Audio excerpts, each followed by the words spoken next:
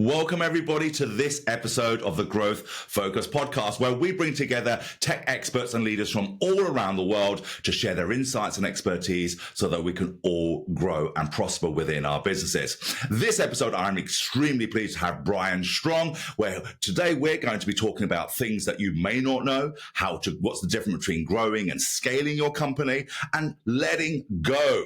How do we let go within our business and still let it fly? So we've got loads of things to talk about today. So please make sure you've got pen and paper or however you're taking notes, and because this is really going to be a great one. So without further ado, Brian, it's an absolute pleasure to have you here today. Why don't we start off by giving us a little bit about your history. How did you get started in tech and where you are today?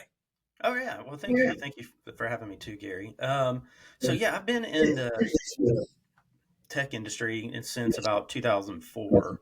I was in the telecom business a little bit before that. And that can be pseudo tech, but it was reselling POTS lines. And I got recruited by a managed service provider in my area to come over there to do sales. And I've always had kind of like a techie mind, but I don't have a techie background. So once I got into the MSP, it really made sense. So I just fell in love with the industry and helping people and doing all that. And then the MSP that I was with grew to be one of like the top 10 MSPs in the country. For a pure play MSPs at the time.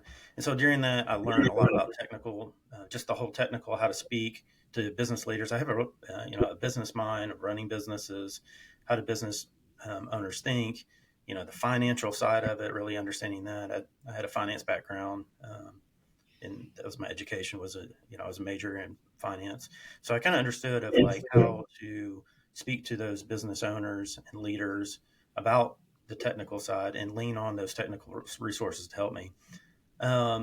Had a good run at Claris Networks, and then I had an entrepreneurial bend to me. So about 6.5 years into it, I sold the biggest account that I ever had, broke my leg severely, the surgery, plates and screws, on pain medication, and I was thinking very clearly, of course. And I said, I love Claris. I love the MSP space, but I'm ready to try something on my own. I started a software as a service company called Vendor Registry, which primarily focused on the public procurement space on the vendor registration. The big problem that we saw was that you had to register for a business. You had to register at each little entity. And it was all different information, all this other stuff. The governments had a big issue of keeping their databases clean, because the vendor would register once and then information would change and they couldn't update it. So we were the first people that had a centralized database for all governments to use on our platform, where if the vendor updated their information with one government, all the governments in the whole network got it. So it was a revolutionary advancement in that space. We got bought by the number 2 company in that space, and then I got recruited to come back into the MSP space by where I'm at now at 10 Hats. It was a company that was underwater, frankly. A lot of their business processes were broken, and so we, it basically had to turn that around from a business standpoint. It was losing money to now that we're making money. We've had over the last 4 years, it's like 650% growth in the business. And so we've had a wild success in doing that. And so it's been a lot of fun. So that's kind of my tech industry background, or Yeah, well, great. Thanks for sharing that, Russ, Brian. And there's a couple of things I want to dive back into in a bit, like how you came from outside the tech industry to where you are now. But I just want to, whilst it's hot, and on everybody's mind while they're listening, that is 600% difference and growth from a company that was already underwater. It was already struggling. You said that's what it looked like when you first did, and then when you stepped in, over the last few years, you managed to change that. What would you credit to be the most significant factors behind that transformation? Because anyone listening here is going to go, What? I can't even get 65% in the last couple of years, let alone 650%. What things did you put in place that really are simple stuff that people could actually put in who are listening thinking, maybe I should start implementing some of that stuff? Yeah, so I mean, there was a couple different things. One was a sales process. We didn't have a sales process put in place, and there was discipline.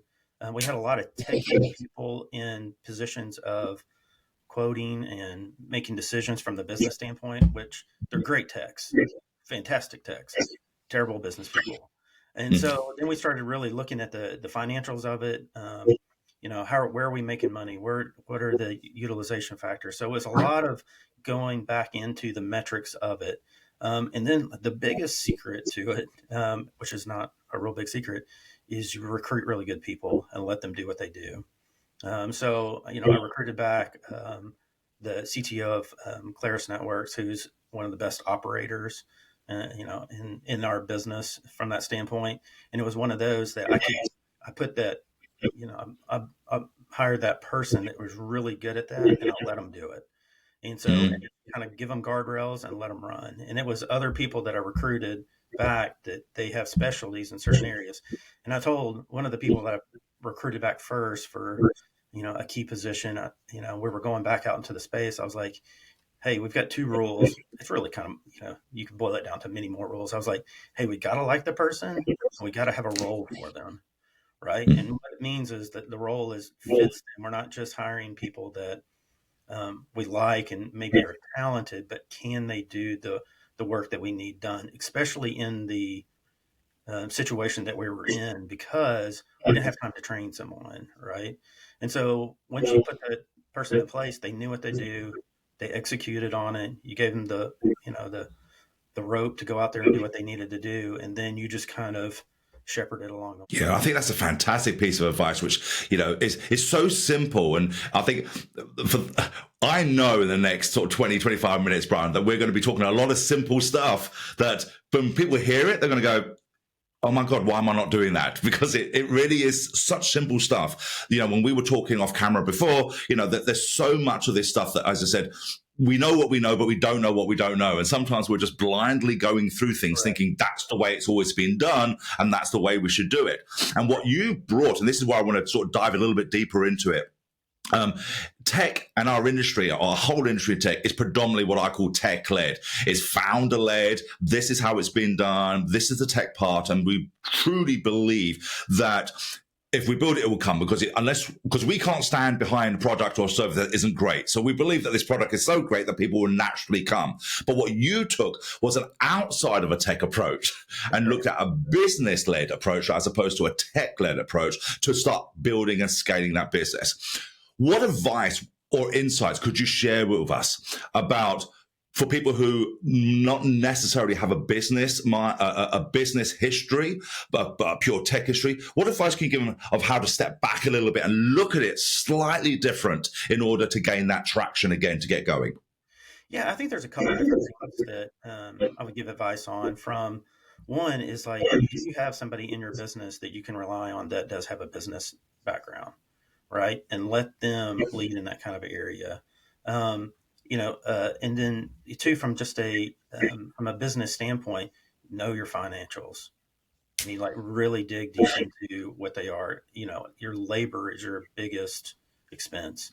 So where's your labor going? How are people, where's that time going? Making sure that one of the things that we really talk about is making sure that technology matches the business.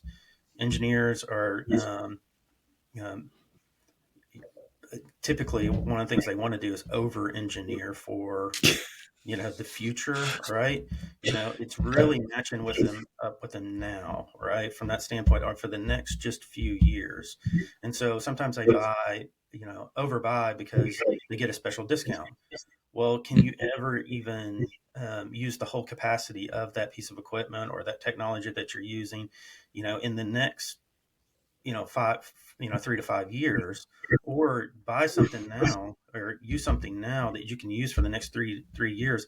And if your business grows, go to that next level up. So it's really matching the business, your customers, and um, in the technology for where it is right now.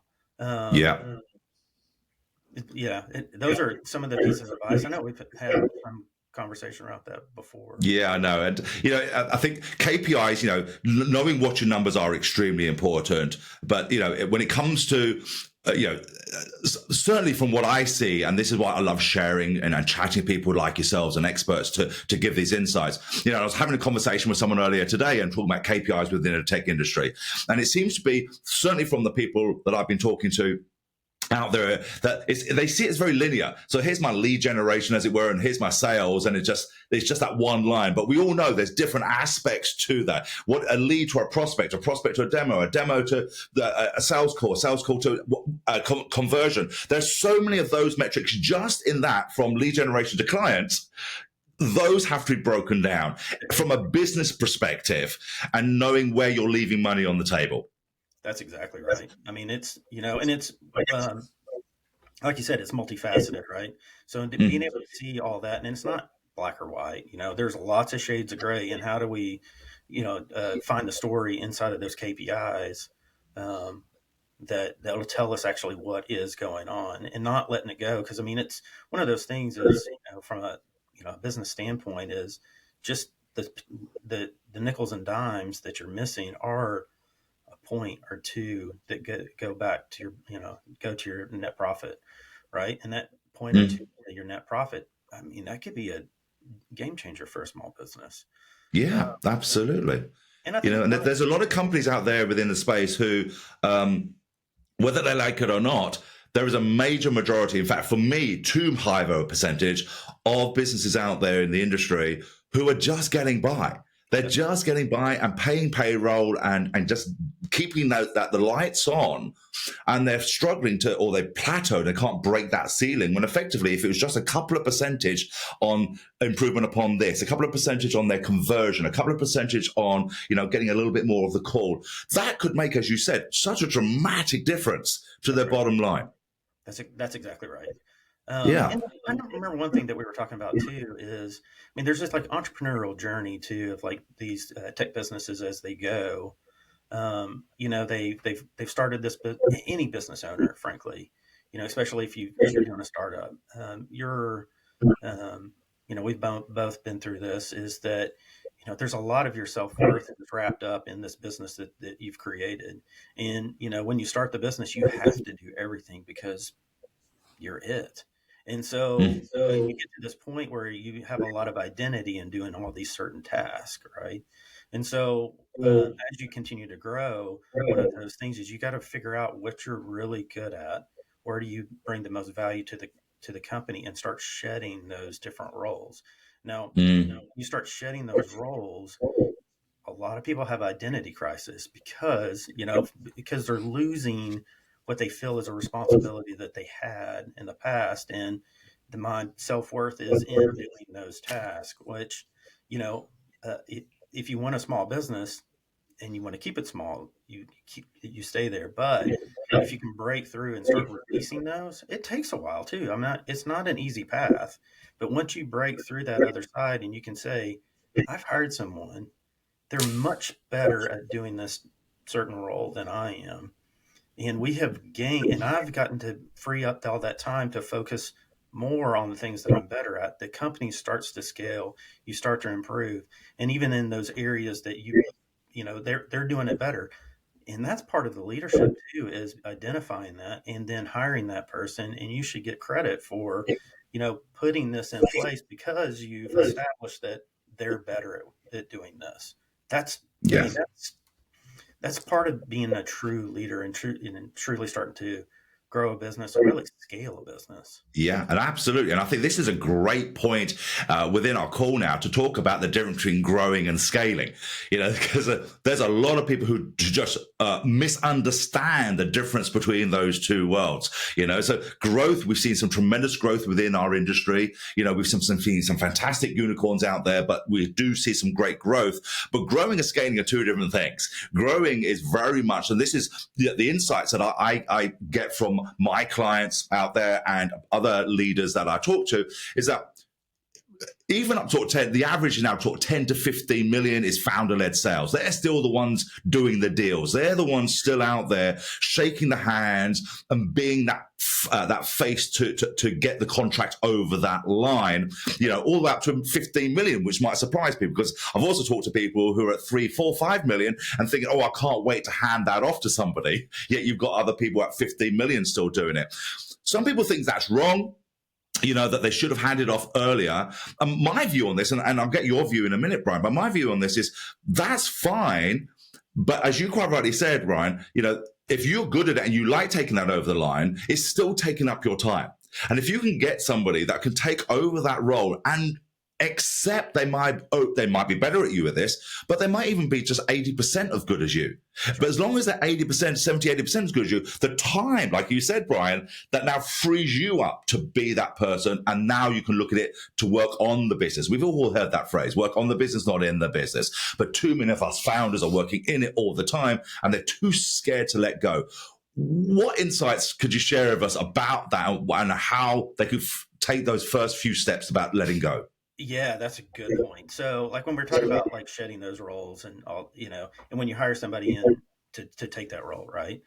I think it's a perfect, are they going to do it like you do it? No. Right. If they do 80%, like we talked about this, if they do 80%, of how you would do it, but they come to the same conclusion, it's fine. Let it go. I mean, move on. It's meeting all the expectations that you should want. They're never going to do it like you are because they aren't you. They're them, right? And so part of that too is like that 80. That other time you can devote it towards other things.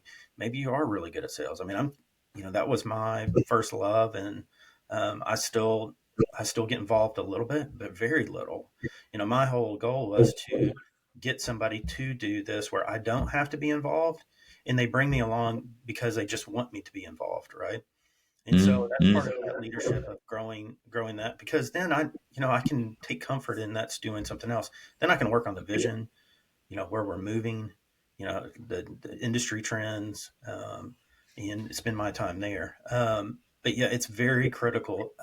I run into a lot of entrepreneurs that are trying to let go, but they're like, they don't do it like I do.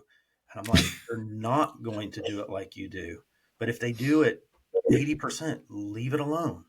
If it's anything above that, that's great. If it's below that, you can coach them, but but don't let good get in the way of perfect. Right. Yeah, exactly. Perfection is, yeah, it's the thief of joy, I think, perfection, trying to get perfection. And yes, we understand that, like you quite rightly said, if you come from a tech background and you were an engineer first and then you grew to be the owner of your company, whatever, you have this tendency to over-engineer, and that you want everything to be absolutely right. You want all the green lights to be green before you take anything. But what you're missing out on is all the time level. So if someone could do 70, 80% of you, but they're doing it 100% of their time, as a founder, you're already, as you well know with the name of your company, you're wearing so many hats anyway. So by releasing one role, like getting contracts over the line or whatever, or other, that gives you more time to build your brand. It gives you more time to be the authority in your business, which now creates more time. And we're going to talk about this a little bit later on, and so, but I just want to mention it right now for founders out there who have a inkling or a thought about scaling their business to exit. Your business and your enterprise will be worth far more money if you are not the linchpin and not the kingpin right there every single day. If people are going to look at your business, they want to take over that business without you, because if they can run it without you, then they'll pay more for it. If they can't run it without you, then really that's not something worth really investing in, because you're too valuable. So yes, you're valuable, but you need to get out. You need to get out of the way. I mean, do you want to build the value in you, or do you want to build the value in your company?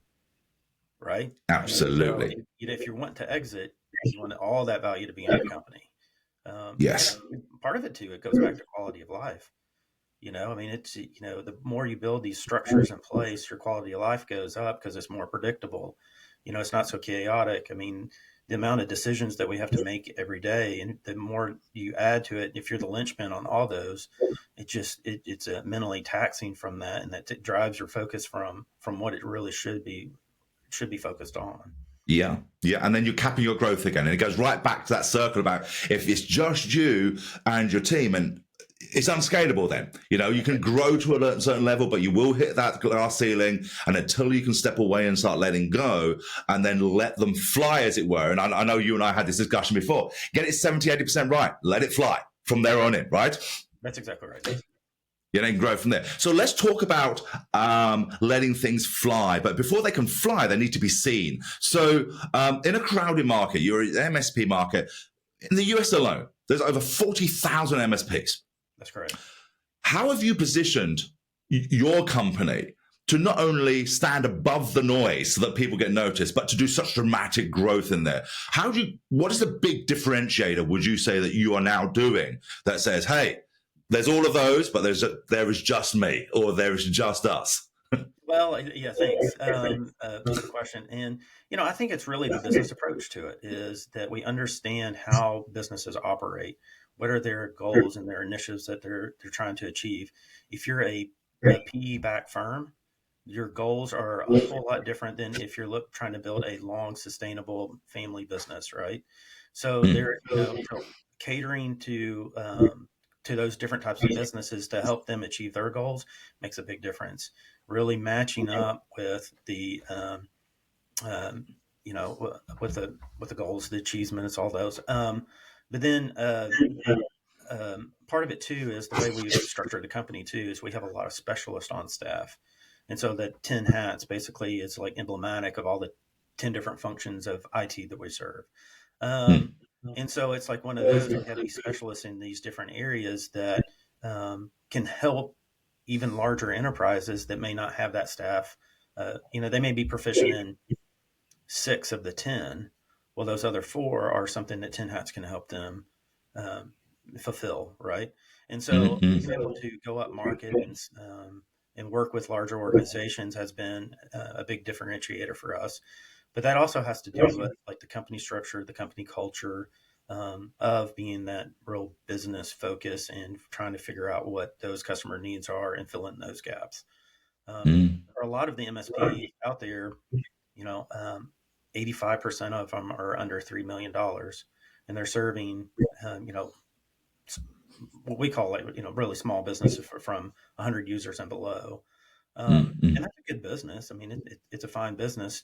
But they usually hit that 3 million mark, and that's where that leader it kind of taps out where they are, and they have that bump. They'll go up a little bit and they'll go down. They'll go up a little bit and down, and that's where they really need to start looking at how do you really scale out, and that's usually additional management team, and it doesn't have to be a lot of people, but a couple good team members in key positions will relieve the entrepreneur, the owner, of a significant amount of pressure. And then the strongest one I recommend is getting good finances, really understanding what that is, making sure all your GL codes, where your money is going, how you're spending it, how you make money, the profitability of each account that you have, and making sure that you're servicing them. One of the things too is their ticket count goes up for that small business. They're probably unhappy as a client if they're calling you a lot. So it's like one of those. It's an indicator of health of the organization itself too. Yeah, absolutely. And stuff. Yeah, thanks.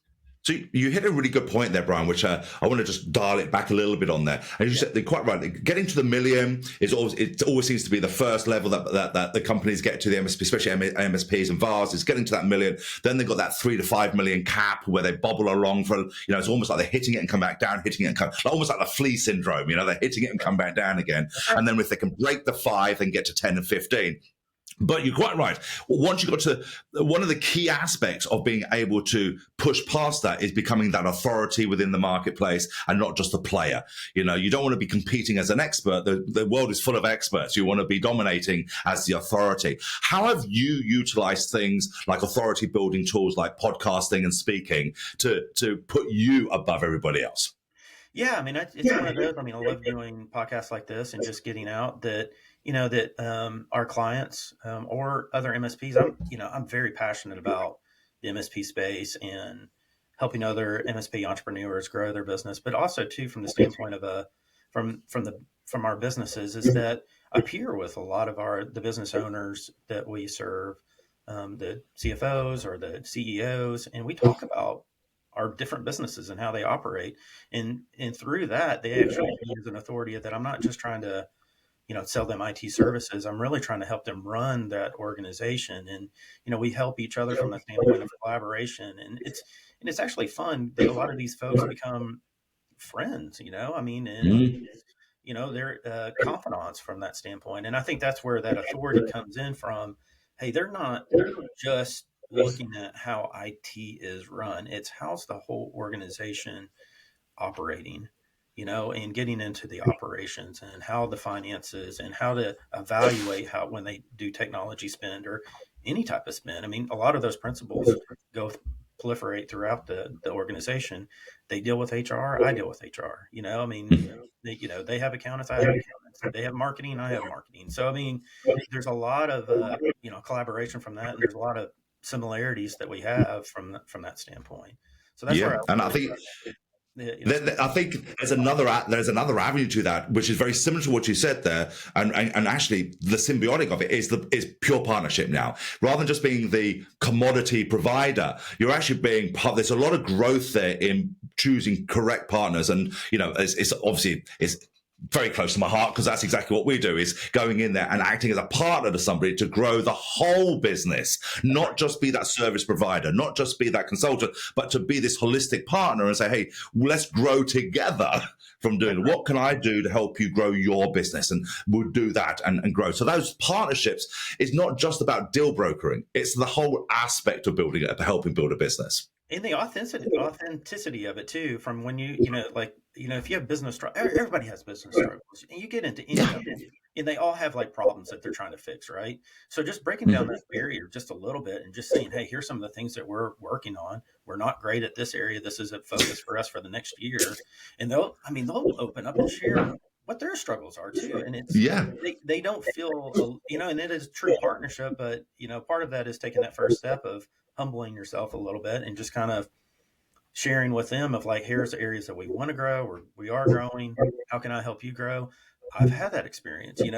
Those are the conversations you can have, and they'll give you experiences about what they've done with their struggles too. So it is a true partnership, but it usually starts with you being a little bit of the vulnerable one.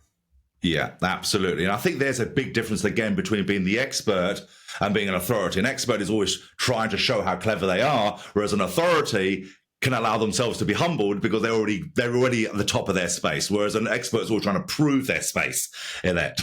That's exactly right. And so, like, one of the things, people have asked, clients or whatever, they're like, so what's been the key to your success? You have the magic formula.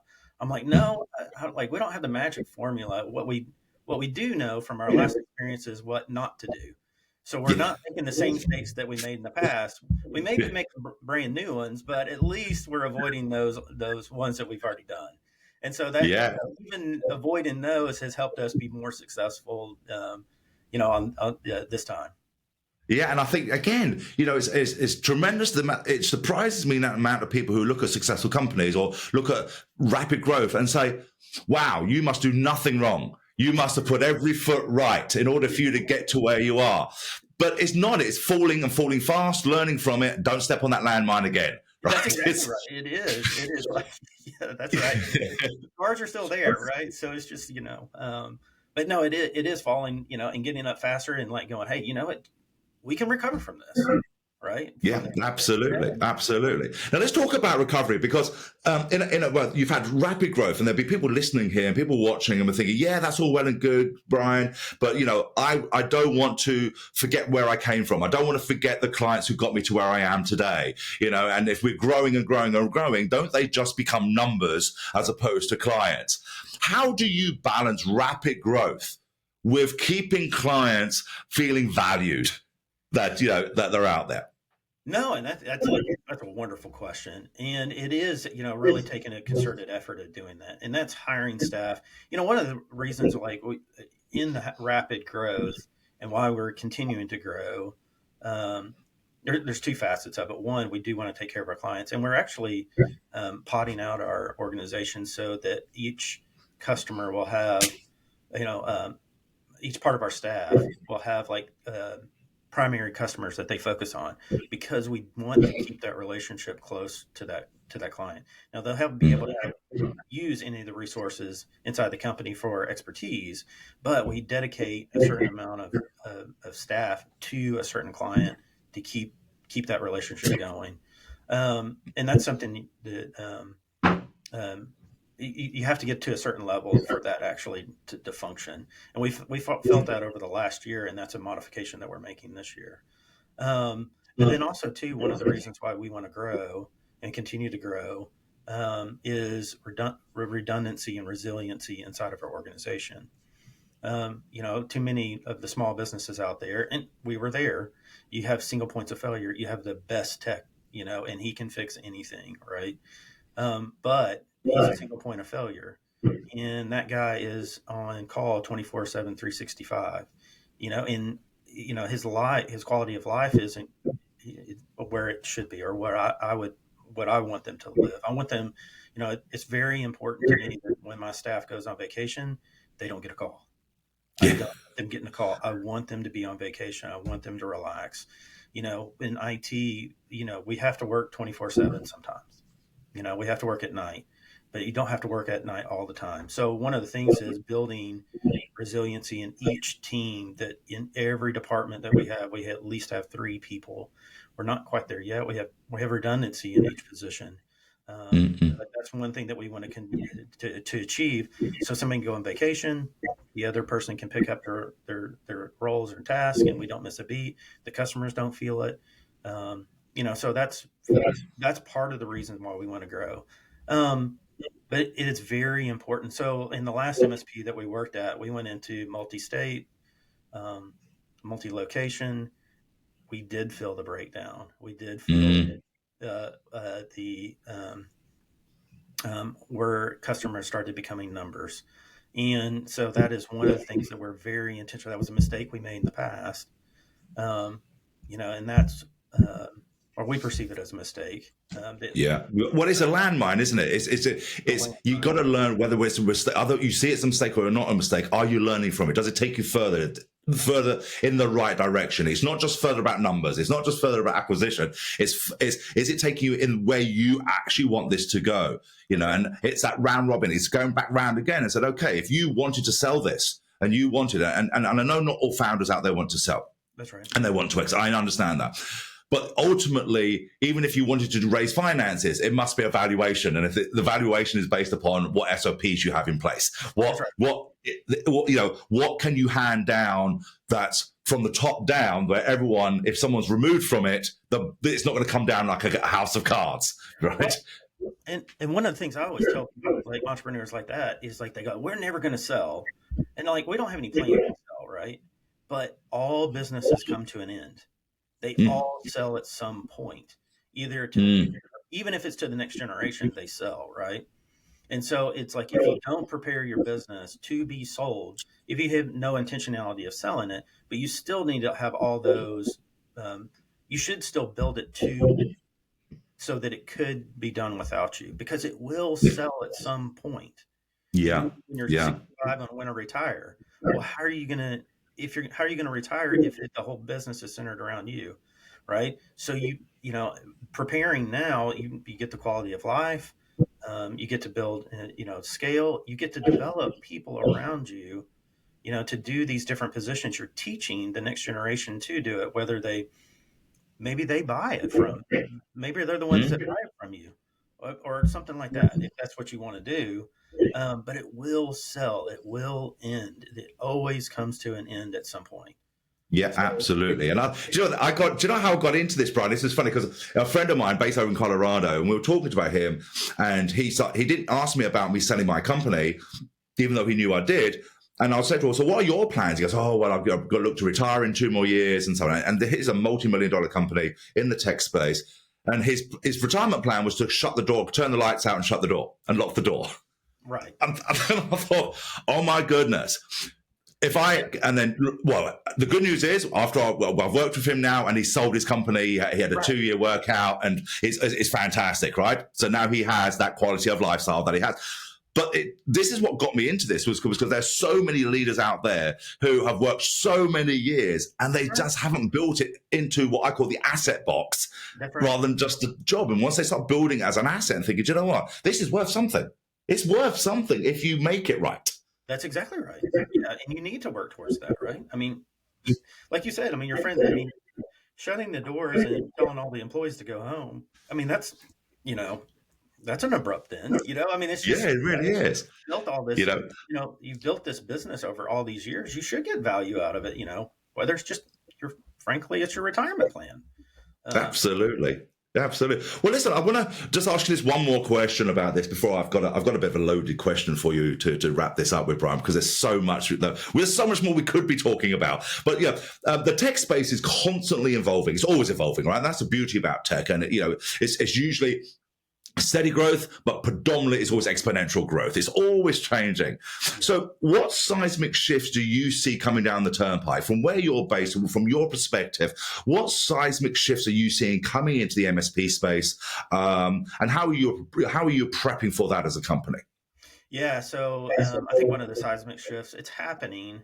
It's been happening over the number of years, but as software as a service applications, they become they're just like much more resilient, and they're much more stable. So you don't have the issues of that in the past. More things are moving to the cloud. More things are of service. So infrastructure is slowly starting to fade away from the standpoint of turning the screwdrivers and doing all that stuff. So the way we're seeing it is we need to get more into the business operation side of it. How do you visualize data? How do you use data? I think one of the things that we're going to see in the industry too, people talk about AI, but they're foundationally not set up to actually use AI. Now they'll use generative AI tools, right? As that ancillary things, Copilot, and some of their core applications might, but they a lot of time have all this data in all these disparate systems that they need to, especially large organizations, legacy data, all this stuff that they've used, HR, and they're all in these disparate systems. They don't have, really good, I hate the word, but like data lakes or some kind of, they can actually use it. So I think there's going to be a shift over the next few years of really setting the foundations of getting data organized that we can actually use AI very effectively, like machine learning, all those different ones. And I think too, from this, a third area is compliance. I think there are many regulations that are coming down. And the simplest one is cyber insurance. The applications are getting more arduous. The insurance companies are becoming smarter and smarter. They're asking better questions. The forms are getting much longer. They're wanting evidence of all that stuff. So just cyber insurance went on the lowest level. I think with CMMC for the DoD contractors coming down, I think I can see in the near future, whatever that might be, that these regulations go not just from the Department of Defense contractors, but proliferate through all the government entities, state, local governments, and it's really a good thing from that standpoint. But understanding compliancy, having all your policies and procedures in place, disaster recovery, business continuity, I think all of that area is going to be growth areas over the next several years. Yeah, I totally agree with you. And I think that's a great word of warning to everybody that's listening out here is compliance. It's not coming down the turnpike. It's already knocking on the back door. It's really knocking on your back door now. And you got to start making sure you have everything right where it should be and where it needs to be. Otherwise you're going to get yourself in trouble. You will. Yeah, absolutely. Well, listen, Brian, I've got one more loaded question for you, and I always ask my guests this loaded question. It's like that. So obviously, you've had tremendous success. You've gone taken a company that was underwater to a very successful company where it is. Knowing what you know now, all right, as Brian Strong, knowing what you know now, what one singular piece of advice? Bearing in mind you've had business success, you've had lifestyle success, you've had all of these things. What piece of advice would you give the younger Brian Strong? If you had to give one piece of advice to young Brian, what would it be? To the younger Brian, that's a really fantastic question. I think be more aggressive. Take bigger risks, especially when you're younger. You have lots of time to recover. And so it's one of those that you don't learn by sitting still. And so I think I could have moved. I was like, move faster. Does that make sense? Yeah, totally. Yeah, I think there's a lot of, even though we live in a world of instant gratification, the world has changed dramatically like that, and we can work smarter, but, not in replacement of working harder. I think that's the key point there, really. You can work smarter, but it isn't a replacement for working harder. You still need to push the boulder first and be aggressive and work hard to get to it. Once you've got that, by all means, find ways to make it a lot easier.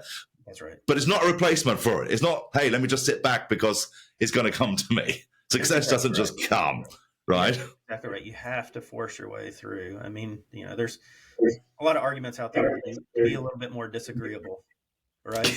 Yeah, exactly. Well, listen, Brian, it's been an absolute pleasure and honor to have you. You've shared so much with us today. If people want to get hold of you, what's the best way of getting hold of you? Yeah, I mean, you can email me at brian.strong@10hats.com. You can find me on LinkedIn. That's a great place. And then, 10hats.com is our Brilliant. website. Well, I'll make sure I'll put those links in the show notes so people can just click straight on it if they want to get hold of you. But it's been, thank you so much, from the bottom of my heart of sharing this insight. As I said, if time wasn't an issue, we'd continue talking because there's so much, you're so open and so sharing of it. So I'm really, really grateful for you. So thank you very much, Brian, for joining us. And thank you, ladies and gentlemen, for joining us as well. It's been I've got so much out of this, just as you have. And if you have picked up one bit of insight or one nugget, please make sure you comment, make sure you like, make sure you subscribe, but more importantly, make sure you share. This is a community to help us all grow. And if you've got something out of Brian today and you think that someone else might benefit from something that Brian said, then please make sure you share. So again, thank you very much, Brian, for joining us. Thank you for joining us. And until the next episode, goodbye, take care, and we'll see you all soon. Bye-bye.